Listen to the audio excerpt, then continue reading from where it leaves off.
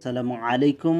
আপনারা ইসলামী ব্যাংকের ইব্যাংকিংয়ের মাধ্যমে এটিএম থেকে কিভাবে কার্ডবিহীন টাকা তুলবেন দেখতে থাকুন শেষ পর্যন্ত।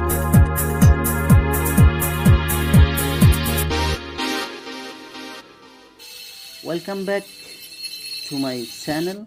আমরা কথা না বাড়িয়ে আমরা চলে যাব গুগল প্লে স্টোরে। এখানে যে লিখব ismart ibbl, উপরে যে লোগোটি আসছে এই লোগোটি আপনি সিলেক্ট করবেন এবং ইনস্টল এ ক্লিক করুন। ইনস্টলেশন হয়ে গেলে ওপেনে ক্লিক করবেন। ওপেনে ক্লিক করলে আপনার কাছে ইমেল আইডি এবং পাসওয়ার্ডটি দিতে বলবে এবং দিয়ে নেক্সটে ক্লিক করুন এবং আপনার মোবাইলে একটি ওটিপি চলে যাবে 6 ডিজিটের। ওটিপির স্থলে এখানে আপনি ওটিপি বসিয়ে আপনি নেক্সটে ক্লিক করবেন।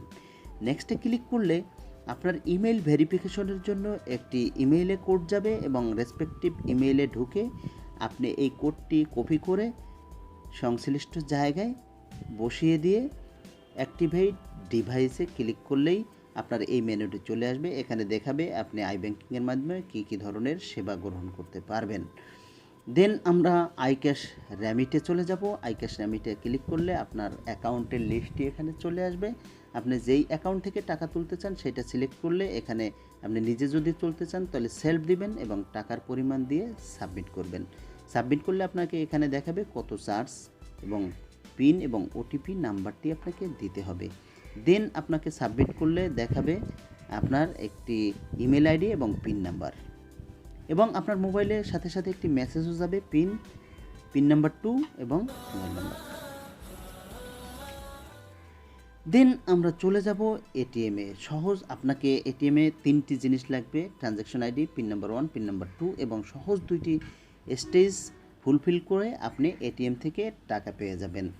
এটিএম কার্ডে যে আপনি কার্ডবিহীন লেনদেন সিলেক্ট করবেন। লেনদেন সিলেক্ট করার পরে কোডের মাধ্যমে আপনি টাকা উত্তোলন করতে চান সেটি সিলেক্ট করবেন। সিলেক্ট করলে আপনাকে এখানে ওই লেনদেনের যে আইডিটা দেওয়া হয়েছিল এটি দিবেন এবং দেন আপনি এখানে পরপর 2টি পিন নাম্বার দিলেই আপনি টাকাটা পেয়ে যাবেন।